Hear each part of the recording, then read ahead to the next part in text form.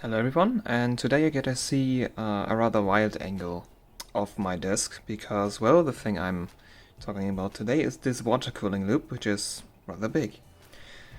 So, I've had quite a lot of experience, I would say, with water cooling over the last couple of years. If you watched the video about my daily system, there's a loop in there that I built myself. I built this loop myself, and there's a similar loop that I also built myself that isn't finished yet because the radiator hasn't arrived. Still hasn't arrived. I know I've said this before, but Aliexpress shipping just takes this long sometimes. So, yeah.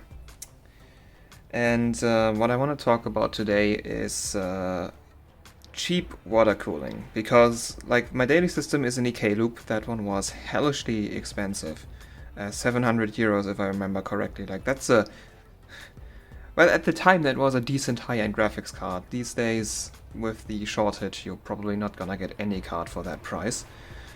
But yeah, 700 euros is a lot of money for a cooling system. So I think this cheap water cooling, which is represented by this loop right here, is a lot more interesting because performance-wise, this is very, very close. Like this is better than AIO cooling for sure. And I've already recorded a test. This is a remake of the desk part of the video, and then there was supposed to be a live test on a 780 Ti that was set to 250 watts, which is equivalent to a Founders Edition 2080 Ti that's also 250 watts. This loop maxed at 44 degrees if I remember correctly, and that's a pretty, like 44 degrees on a sustained load for graphics card on a 240 rad with these fans. These fans are literally the worst I have, and also the only 120mm fans that I could spare for the test. If you put better fans on this, like I'm in the test part, I hold my finger into one and they instantly stop. Like that's how weak these fans are. There is literally no air, like you can't feel airflow behind the radiator, so that's how weak these are. And it's still maxed at 44 degrees on a maxed out like 250 watt graphics card. So, yeah, so I was saying that this loop is kinda cheap, and yes it is. So the block, which is just a CPU block that I drilled some more holes into, as you can see, this was I think 12 euros. These black fittings, which these are about the same price. I do prefer the silver ones, these are the newer ones. I've had the black ones for quite some, like I've had the entire loop for a long time, except the pump, that one's new. These fittings were I think 1.3 euros per piece. They are just very simple compression fittings. They have an O-ring on one side and a compression barb fitting on the other side, and they just work. The tubes, those are actually EK tubes, just 15 euros for 3 meters. The fans, I think those were 1 euro per piece. One more indicator that these are very cheap and shitty. The radiator, that's what's the name? Magicool. Magic Cool is the manufacturer of this radiator. It's a 240 rad. It is brass copper, it is not aluminum. Never go for aluminum radiators if you go for a copper block, which this is obviously copper, not aluminum. This radiator was 18 euros if I remember correctly, though I've checked radiator prices lately and they seem to have gone up a bit, so you expect to pay like 25 to 30 euros for a rad of this caliber now. The pump I got from Aliexpress. This is the newest part, but I have already used this quite a bit. This is the water loop I used for my 780 Jetstream and GTX 580 Direct CO2 HW bot submissions. Both these submissions got me a decent amount of points, and well, I ran the loop with the cold water. Like I put the radiator in ice water. It didn't get that cold, it was like 20 degrees under load. But what I'm saying is just like the loop performed as you would expect, like there weren't any performance issues. So the pump was 15 euros, very simple design. I run it at full speed the entire time because it actually is quite, like, it's not loud. You can hear it in the test. I make a sound test. This pump is, yeah, it's quite silent. It's advertised as 500 liters per hour. Yeah, like I once opened the loop up and tested the flow rate. The flow rate pretty much looks the same as my DDC had. And from performance-wise, what I can tell, this loop performs just like when it had the DDC. Like I had the DDC alpha-cooled pump res combo in this loop, which I now replaced by this pump because the alpha-cooled one is going into the new loop, which has a better block and bigger radiator. But as far as I can tell, I didn't lose any performance going to from the, which is an MSRP 150 euro pump res combo to a 15 euro Aliexpress pump. So yeah. I'll just let the test in the end of the video speak for itself. So let's talk some more about the components. So the biggest thing, like the biggest concern I always hear when I suggest to people, you could just go cheap Aliexpress watercooling. And not just for test bench loops like this one. Like this one is for test bench usage only, because I'm using this on graphics cards. And if you want to daily water cooler graphics card, I would strongly suggest you get a full cover water block, not just a GPU only one like this one, because if you daily a card and you can't constantly monitor it, you want to have good cooling on your VRM and the memory as well, which this one doesn't deliver. This only cools the GPU. But if you were to put this on a CPU, I would put the loop like that, just swap to better fans, but I would put the loop like that in a daily system. I would trust the loop that. And yeah, so apart from the pump, I've had all these parts for, I think, 1.5 years now. And in all that time, I never had a leak. In my entire time of water cooling, I've only had one single leak, and that was actually in my EK loop, because I didn't screw down one of the fittings on the CPU blocks all the way, so it leaked out the side. That's the only leak I've ever had. So these things have been holding tight. Even these barb fittings have been holding tight. So yeah, the pump, since this is, I have this for like a month now, maybe two. This pump, like the one thing I can't say is failure rate. This pump might die after a shorter amount of time than, say, a DDC or D5. The thing is, this is still 15 euros. If you just buy another one of that, it's still cheaper than getting one of the other pumps. And also, I've taken this pump apart, and from the inside it very much looks like they literally just took an aquarium pump and put this acrylic block on it to now no longer pump water in an aquarium, but pump water in a water cooling loop. Because I've taken aquarium pumps apart before, and they literally look the exact same way on the inside. So this is probably just an aquarium pump with like this custom acrylic block on it. Which does make sense. It would be cheap to design and manufacture, which is probably why it's so cheap. Which also means aquarium pumps, like, they run continuously. They are designed for continuous load, which means this is probably, I cannot say this for a fact, but this is probably pretty reliable. And even if not, you can just always buy a backup one, which, well, I mean, it's kind of a weird thing to do. But you don't actually have to buy this pump. I was made aware of a Barrow D5 pump that you can also buy on Aliexpress for about 50 to 55 euros. That's a lot more expensive than this one, but that's a proper D5 pump. And D5s have, like, D5s are just the most reliable water cooling pump out there as far as I know.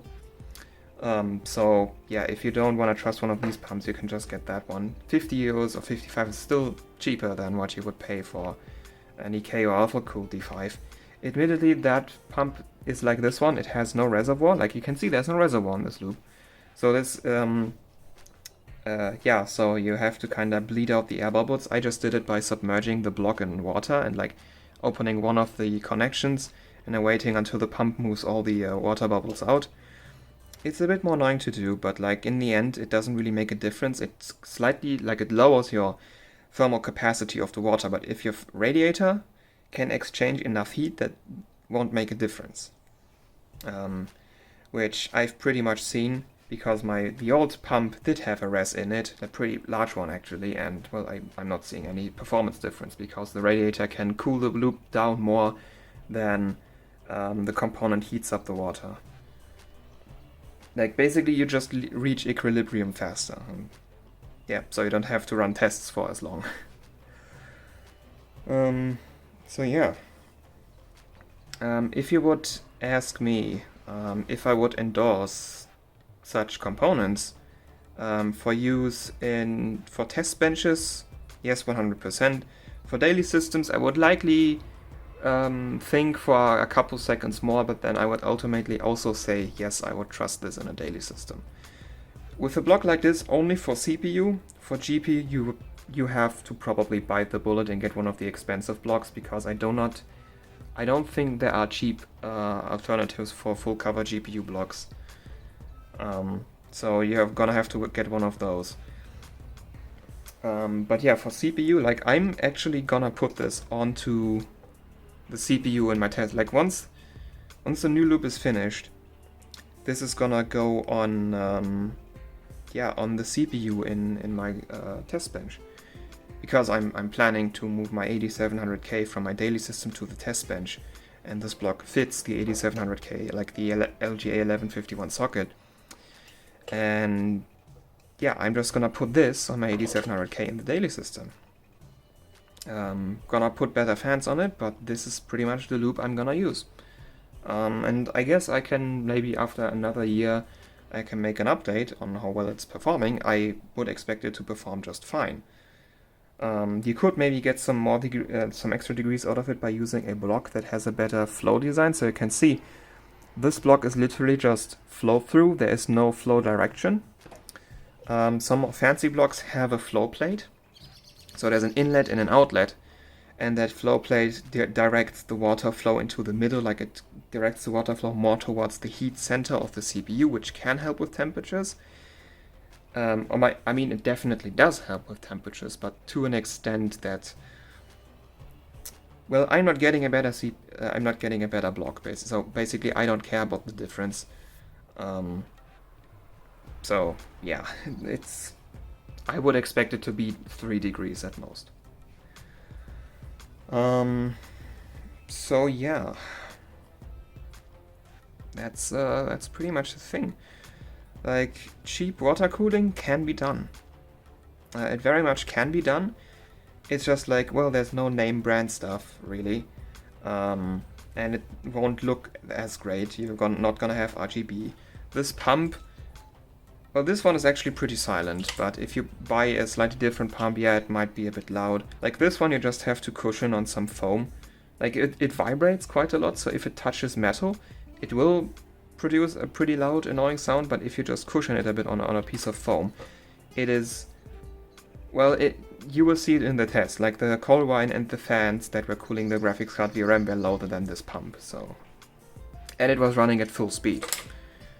You can use the 3-pin header to change the pump speed. In the test I had this one plugged in, but into a Molex fan connector offshoot, so technically it was just connected to another Molex. I just didn't use this because I had no extra Molex available in my test bench. So yeah, this is my eBay / Aliexpress cheap water cooling parts loop. And yeah, like apart from the pump, I've had these components for a long time, and they've been very reliable. They've been performing very well, like within 5 degrees of like a really expensive custom loop. And if you don't care about, actually I think this block kind of looks nice, like this open copper thing. I actually like this look, but if you don't like this look, well, yeah, it looks a bit cheaper. You can actually get this block with like a blackout top, so you don't have to see it, like you can't see through. But yeah, like for CPU cooling, I actually saw I thought you could only get these for Intel and AM3 mounts, but I was on AliExpress today and checked. You can actually get AM4 mounts for this very block now. like this one that I have is only Intel, but you can get this block with like AM4 mounts as well now. So there you go. If you have an AMD CPU, it's gonna work for you now.